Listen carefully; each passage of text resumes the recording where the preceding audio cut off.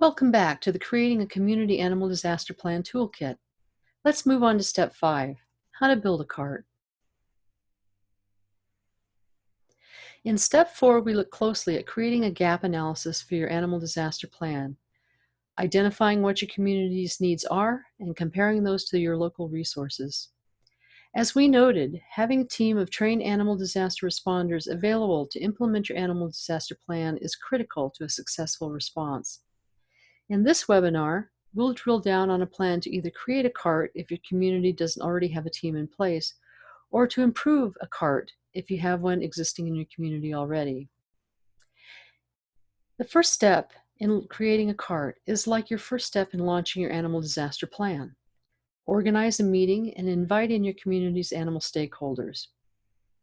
Include all of your identified stakeholders and introduce the concept of a team, the cart. Articulate your mission, goals, and objectives, and identify those individuals who stand out as having the time and interest to get involved.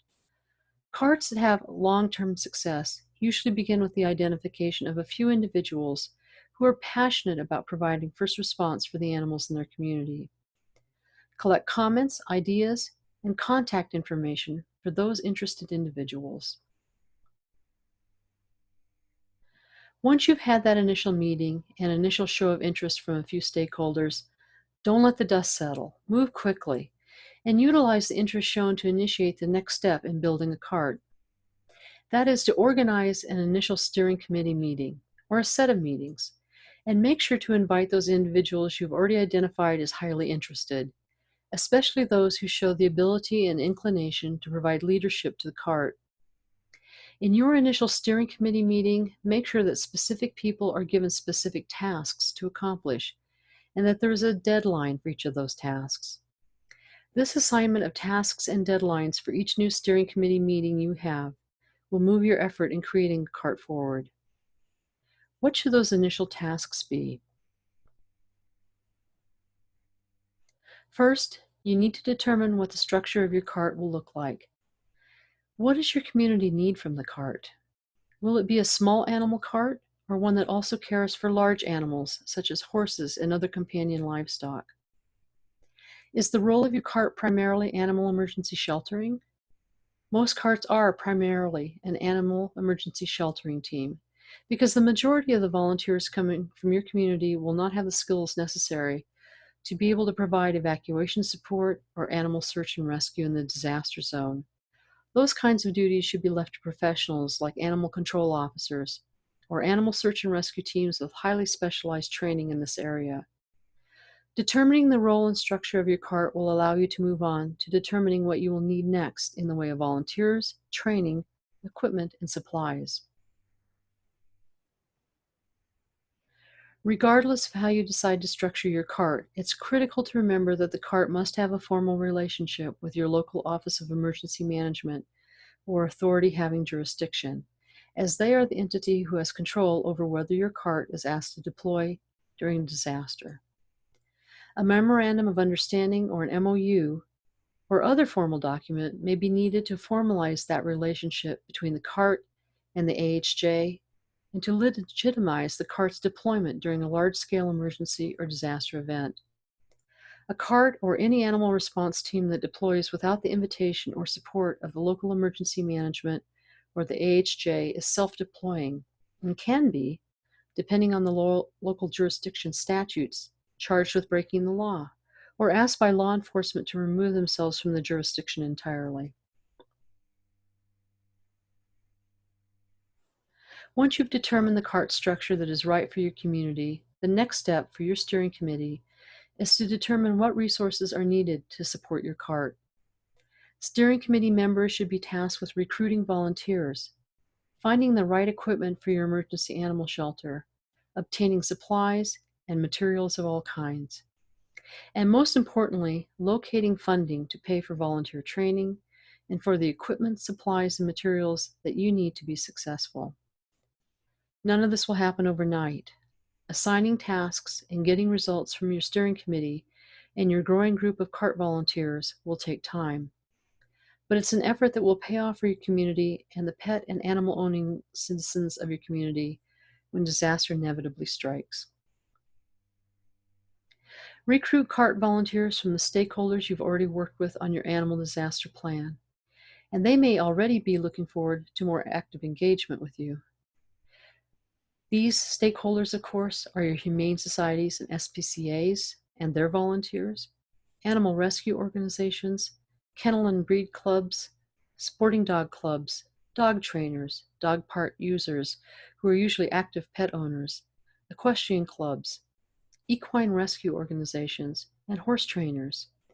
Your stakeholders that you have already realized by now have a lot of talented people with specific animal skill sets and experience that can help make your cart successful.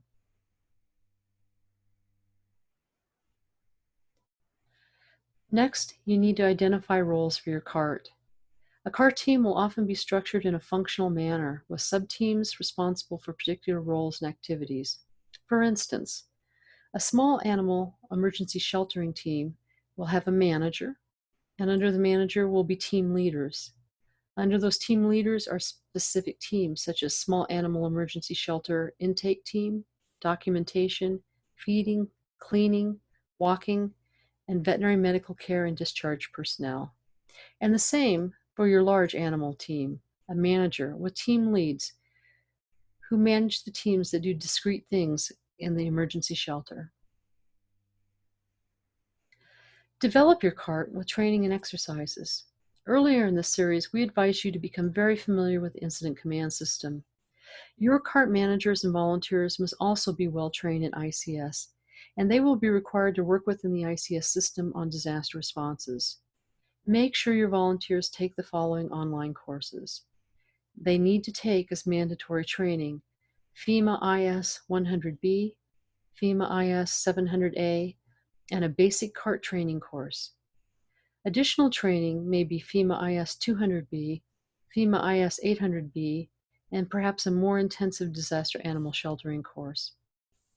And then assure that your cart team engages in exercises, including tabletop, functional, and full-scale exercises. A regular method of communication amongst themselves and with the authority having jurisdiction.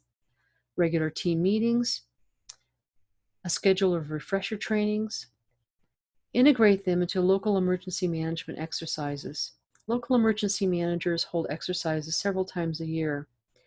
And if you work with the emergency manager to integrate the animal aspect, you'll have a more rounded emergency management response when a real disaster appears. Then, from your exercises and training, document your lessons learned and use them to develop future training.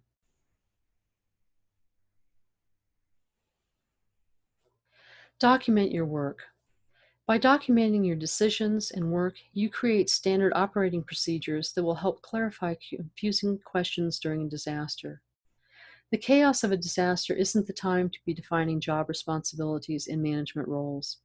Having written policies and standard operating procedures in place ahead of time cuts down on the confusion and chaos in what will always be a chaotic atmosphere, a disaster. It's important that these functional areas, managers, and teams have their own individual policy and procedures in place, which provide a clear understanding of group and individual team member roles. I realize that this sounds like a lot, but don't get overwhelmed with the size of the task. Take it a step at a time. Use the checklist on this page as a guide to assigning tasks to your steering committee and your growing group of volunteers. Take it one step at a time and expect that it's a process. As you move through these steps, you'll see that they build on each other toward the goal of having a well-trained, well-managed, and functional cart capability for your community. So let's recap. Creating an initial foundation of legitimacy, support, and recruiting for your cart is extremely important. Once your cart's role, structure, and legitimacy are determined, the resources needed to support that role and structure are needed. Move quickly from concept to action. Take your steps in bite-sized chunks and keep moving along your plan to build a cart for your community.